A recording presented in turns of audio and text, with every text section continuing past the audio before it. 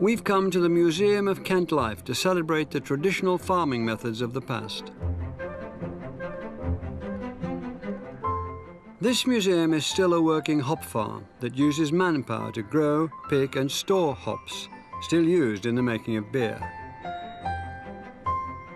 John Reeves Vane worked on a hop farm. Now he and his team show visitors to the museum how hops are grown. To me, it seems like a lost world. OK, what's going to happen here then, John? Right, now Tim will go up the ladder and he'll push the stilts apart and he'll stand up there and he'll strap himself in round his waist. Then he puts his feet on the blocks there and Dave will go up and strap his feet in. And then he pulls himself up to the wire. He'll have the string hanging from his side, which he ties on this wire at the top to come down to the screw peg in the ground.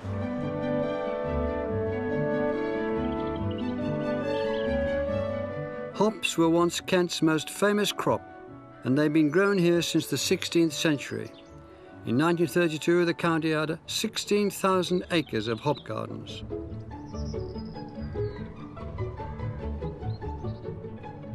They grow up to 20 feet tall and are harvested every September by tugging the hops down from the bines in order to collect the all-important hop flour.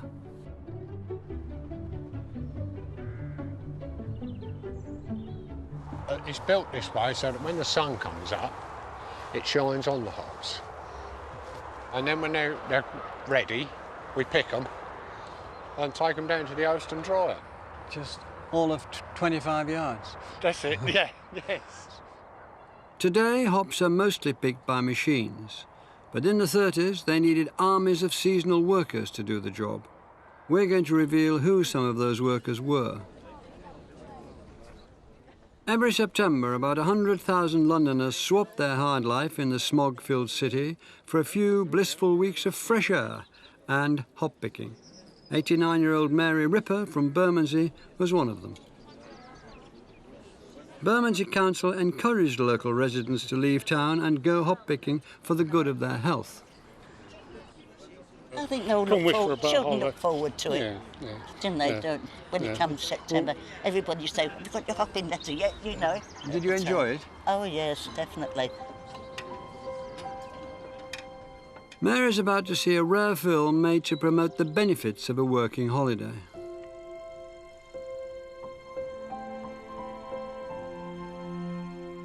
This is Opping, an early health education film made by Bermondsey Council in 1930. What memories will it bring back of the annual pilgrimage that Mary and thousands like her used to make?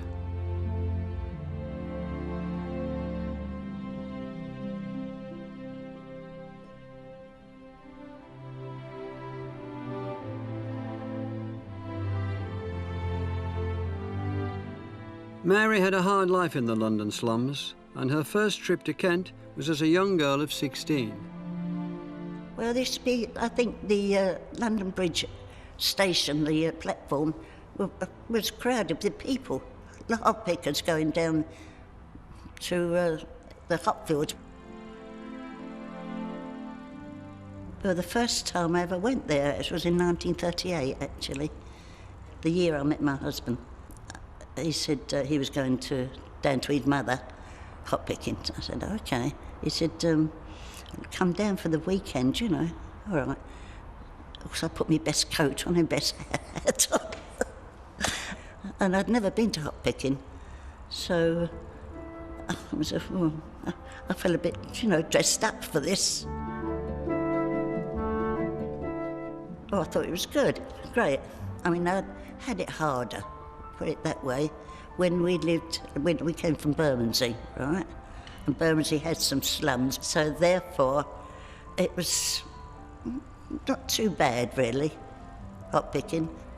But it was just a lovely place. It really was. Everybody loved it. It must have been a remarkable sight. Thousands of Londoners arriving in the midst of this rural idyll in Kent. Here at this museum in Kent, they preserved the huts many of them stayed in, and my guide, John Reeves Vane, is showing me how they lived. And these are supposed to be much better than previous, weren't they? Because yes. Previously was... Well, some of these had a fire inside. Yeah.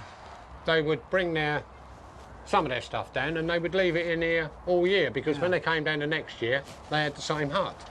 They used to come down with tea chests full of pots and pans, and then when they got here, they'd take their pots and pans out and put up, then they'd turn the tea chest up the other way, table. Did they complain much about the size of the accommodation? No, it was one big happy family. It was hard times, but it was great because people had more time to talk and socialise. You know, nobody was in a rush.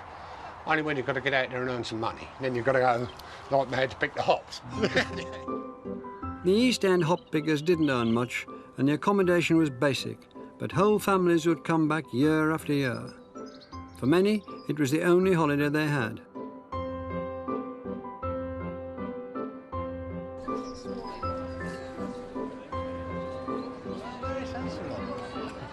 She was born in 1892 and came hop picking, and her parents did before.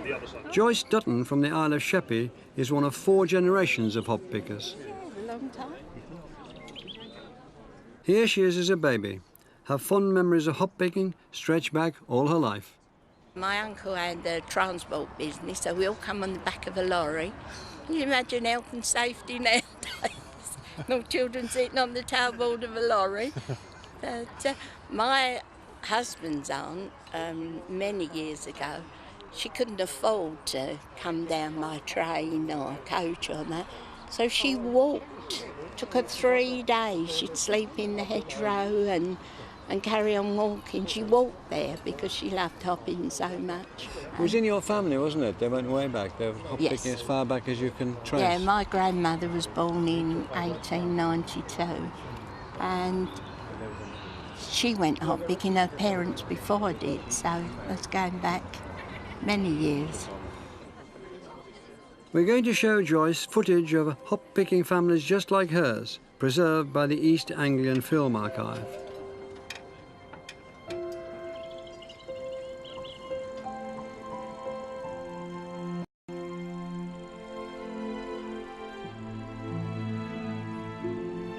Will the films bring back her own childhood memories of holidays in Kent?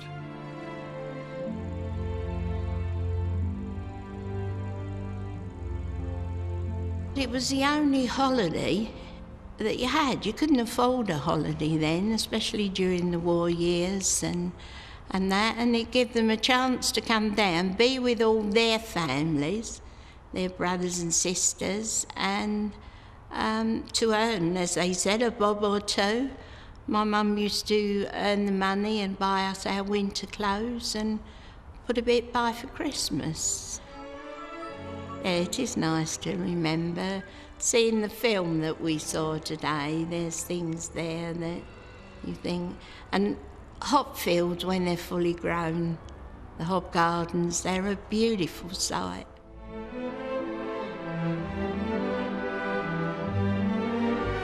The film reminds Joyce of the living conditions for families like hers on the hop farms. Oh, there must have been 1,000 huts on the common, as they called it, when we were there. All rows and rows of them. Well, they were corrugated tin huts with the wooden beams and concrete floors, and there'd be a wooden bed there. Well, there could be a family of 6 in each one. Some people, you know, might have 6 children, and them and the children use the one hut.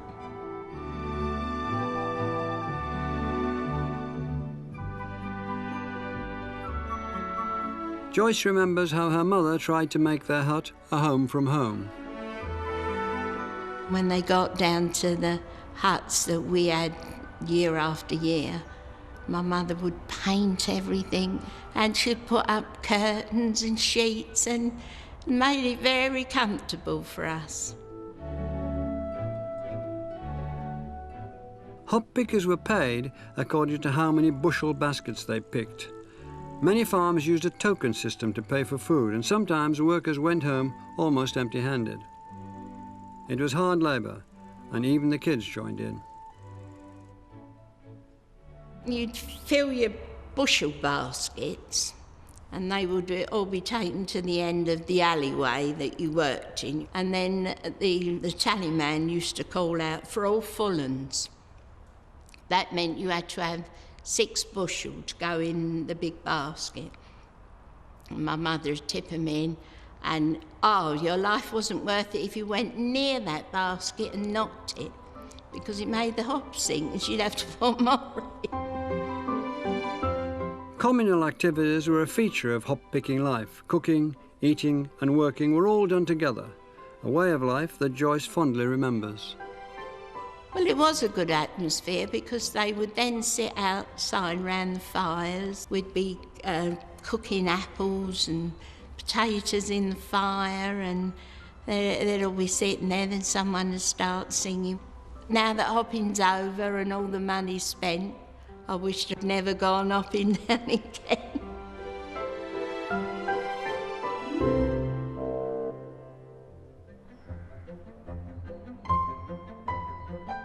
There were 650 hop gardens in the 30s. Now only 60 remain. Today has given me a glimpse of our rural past before mechanisation took hold.